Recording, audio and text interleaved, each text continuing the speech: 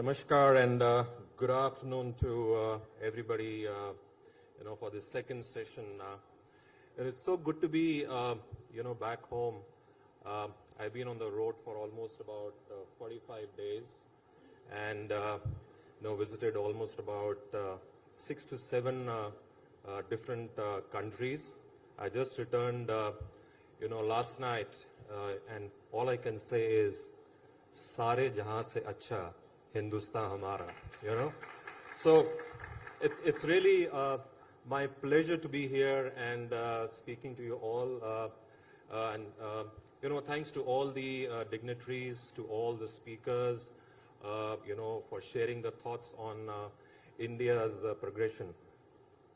Let me share my view, okay? And this October, the International Monetary Fund, and this was also stated by our Honorable Home Minister, said that India would be the world's fastest growing economy. In fact, the global bright spot. Now, India's approach to a diversified economy in multiple sectors such as healthcare, manufacturing services, and infrastructure will continue attracting investments that will help generate employment in the, formal sectors, eventually creating a sustained growth cycle.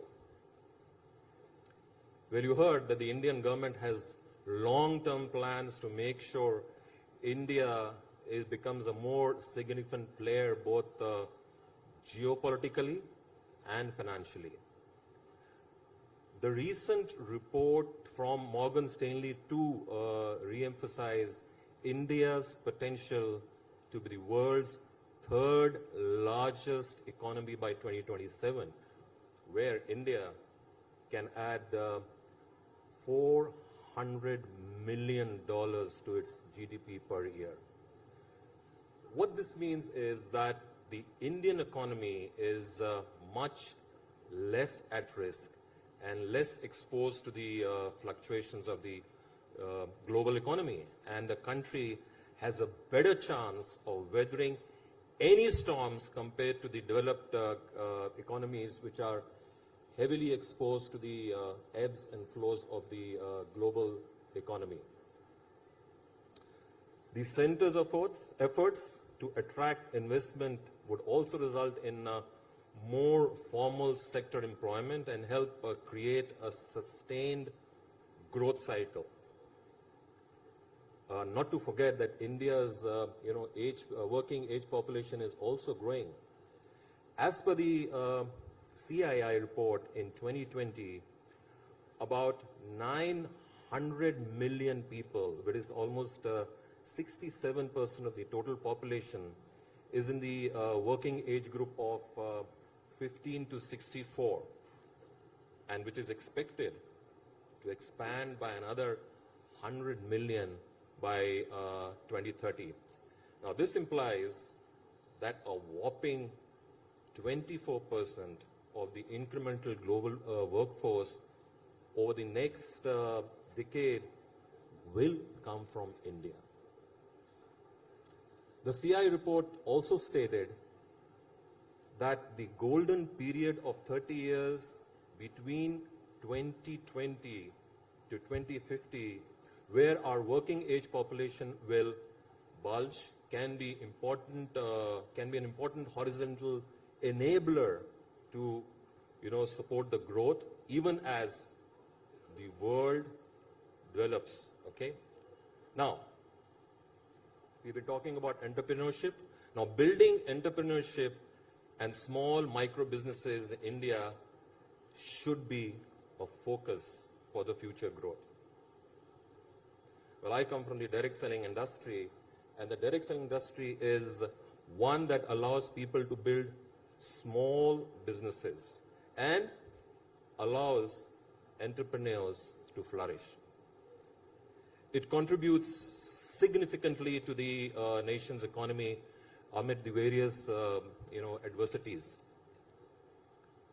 A recent report released by the World Federation of Direct Selling, which we also call as WFDSA, said that the Indian direct selling industry crossed almost $3.25 billion in retail sales in 2021 and maintained its 12th place in global rankings among the various direct sellers worldwide.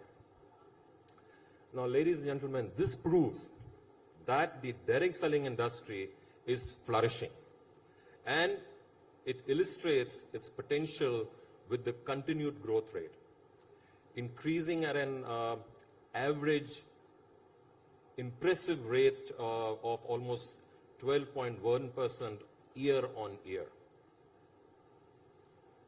Now, direct selling, has a long history of substantially contributing to the economy and supporting millions of Indian livelihoods.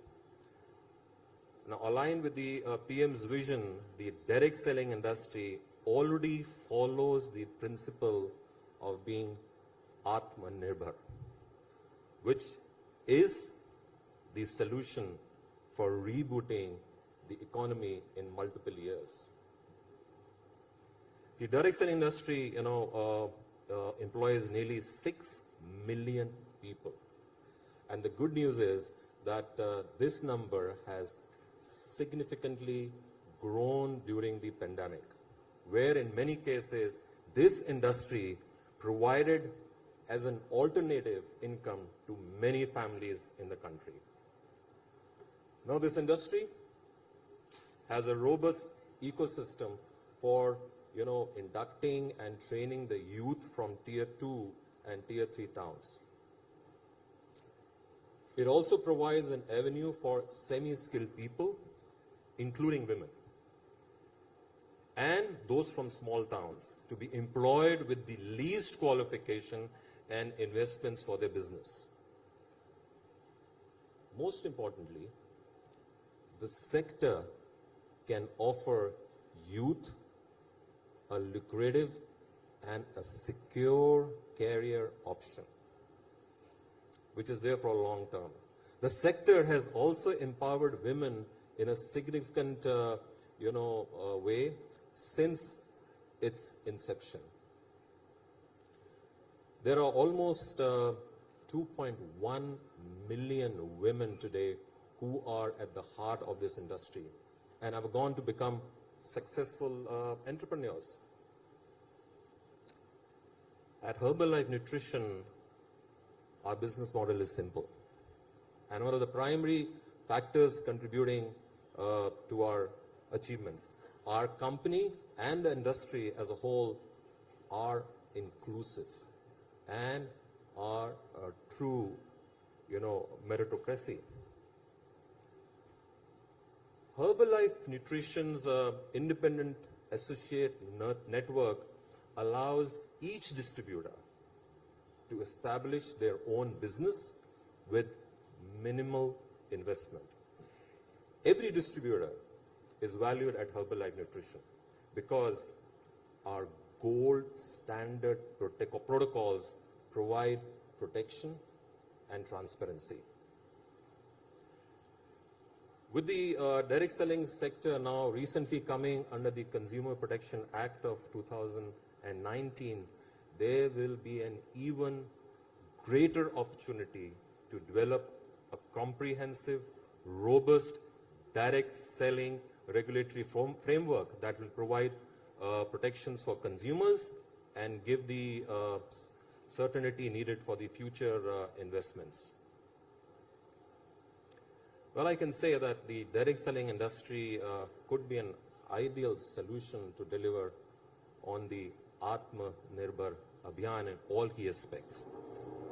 Local manufacturing and creating opportunities for local supply chains. Ladies and gentlemen, nutrition is a key to the future, to this economy and building a healthy nation, or we say Swasth Bharat. Though India is an economy which is growing, at the same time there is a concern for hidden hunger, micronutrient deficiency and other challenges regarding public health seem to prevail. Today, India has an astounding 190 million undernourished people, the highest in the world. About 47.5 million Indian children under 5 years are stunted. Again, the most in the world. Clearly, the writing is on the wall where malnutrition and lack of proper nutrition are enormous problems in our country. Now, this will not only adversely affect individuals and families, but it will also hinder the continued economic growth. The time is now, ladies and gentlemen, the time is now to get India nutrition ready. If we need to reap the benefits of our demographic dividend, we have to make India swasth. We have to aim for Swasth Bharat. Now, there have been progressive conversations, concerning nutrition in the last couple of years, from acknowledging a micronutrient deficiency in the national health policy to the recently drafted food fortification regulations in 2018. A lot of positive steps have been taken by the government of India. The most prominent one being the National Nutrition Mission, NNM, launch. Now, this is a comprehensive approach towards raising the nutrition levels in the country on a war footing in the next 3 years. But there is much more, we all can do, and it can't be the government's responsibility, not them alone.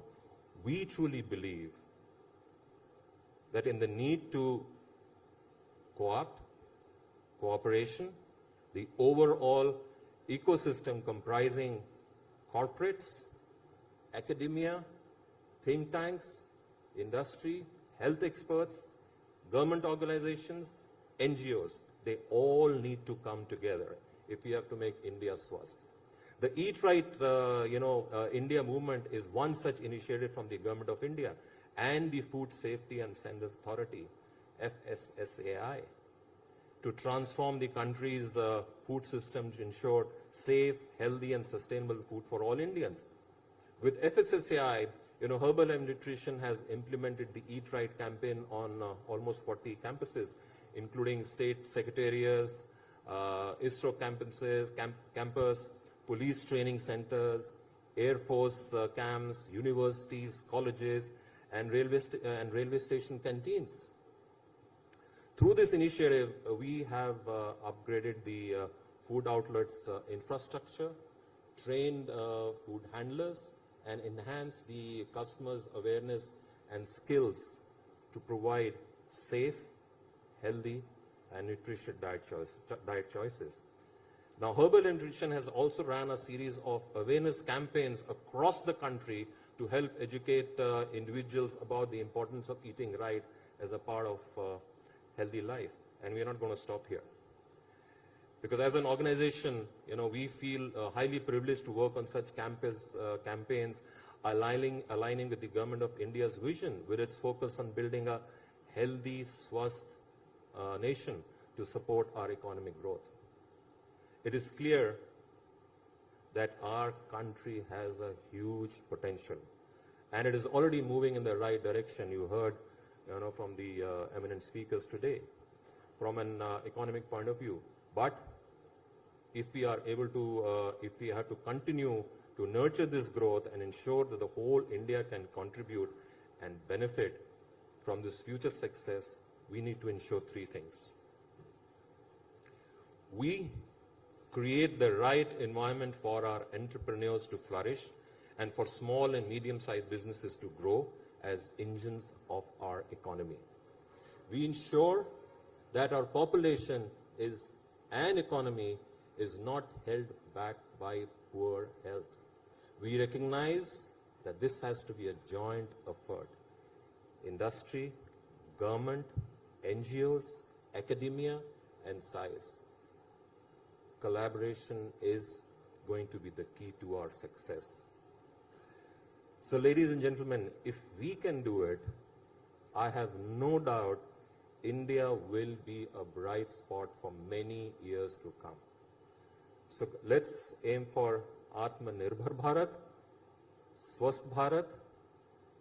Thank you, and Jai Hind to everybody. Thank you so much. Thank you.